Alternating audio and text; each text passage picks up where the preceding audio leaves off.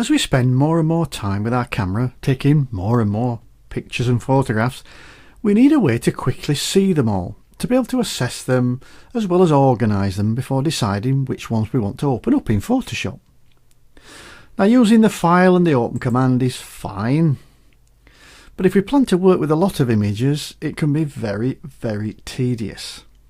I can open images one by one, but I don't have access easily to a lot of information about the images, or any ability to catalogue or find an image. Now, fortunately, Photoshop comes with a program called Bridge, which is for short called a DAM, and for long it's called a Digital Asset Manager. And this allows us not only to view the files, but also do other things like adding keywords, metadata, and filtering our images. And it's far easier to use Bridge to navigate the folders on your hard drive and to open images than it is to do it any other way. Now, to open Bridge, I can use the File menu, which is going to be File and Browsing Bridge, or we can use the keyboard shortcut of Alt, Control and O. Now, this will bring up Bridge in its default view like this. Now, let's have a quick look at the structure. Now, at the top here, we've got the menu bar. Underneath that, to the left, we've got some presets, so we can access things like the photo downloader, and we can go to Adobe Camera Raw. Over on the right here, we've got some workspaces, which we'll be looking at in more detail in a second. Now, underneath this, we've got the breadcrumb trail, which is where we can navigate right down to the folder that these images are in. And over to the right, we've got some sorting options. Now, the main panel itself is divided into 3 sections by these 2 vertical bars. And we can change the percentage of which of these bars occupies more space by dragging on this little symbol here, this little like an equals sign. And the same on this side. Now, within each of these panel groups, we've got sub-panels. Here we can see we've got the favourites, we've got folders, and we've got a sub-panel divider. So here again, if I hover over that, I can drag that up and down. And the same over at this side. And here you can see I've got some more sub-panels. I've got a keywords panel and the metadata panel. Now, at the bottom, we've got a slider, so we can make the thumbnails bigger or smaller, and we've got some just different custom views. Now, this layout is the default, or what they call the Essentials workspace, and this isn't always ideal. Now, we can customize this to best suit our workflow and save it out as our own custom workspace. Now, let me show you my custom workspace and how easy it is to do. Okay.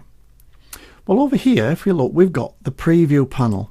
Now, this is fairly small, and I will prefer my preview panel to be in the middle here, where I've got a nice big area, so I can see a nice big preview. So all I do is I go and click and drag on the tab where the word preview is, and I drag it in until I get a blue line going all the way around, and then I just let go and I drop that panel into the middle. So now my preview panel is in the middle. I prefer the content panel, which is the content of whichever folder we happen to be looking at, over here on the right hand side. So I'm going to click and I'm going to drag the content folder and wait again till I get those lines going all the way around and drop it in. So I've now got content, keywords and metadata, and I've got my preview panel here. So now if I click on an image, I get a nice big preview in the middle that I can see. Now, I do like metadata and keywords to be down with filter and collections to keep them all together. So I've just got my content on this side. So again, I'm going to grab the keywords panel, I'm going to drag it down and just dock it with filter and collections. And I'll do the same with my metadata panel. So I'll have all them in together. So I've got filter, collections, keywords and metadata all together in one place. I've got my content, which is what's in the folder I'm looking at, and I've got my preview in the middle. Now I've got here, we've got the favourites and we've got folders.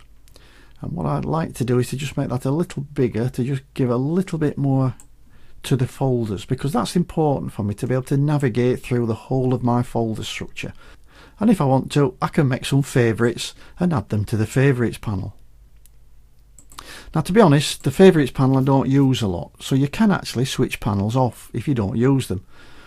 Now, all the panels are available in the window menu, so anything that's got a tick next to it means the panel is visible. Well, if I don't want the favourites panel, I'm just going to click on that, and that will take the favourites panel away. If I want it back, I can just go back to window and put a tick back in the favourites panel. Right, now I've done all that, I've got the workspace that I want to work with. I can now save it out. So I'm going to go over to this little down arrow here, and I'm going to select new workspace. I'm going to give it a name. I'll call it Ken Workspace. I'll leave the tick in save window location, and I'll save the sort order, and I'll click save.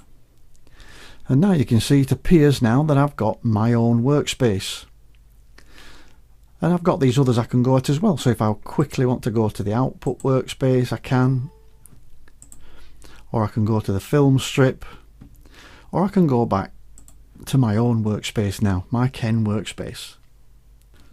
So that's it. That wraps up our little conversation on the Adobe Bridge and how to make a customized workspace to suit your workflow. I hope that was useful. I'll see you in the next video.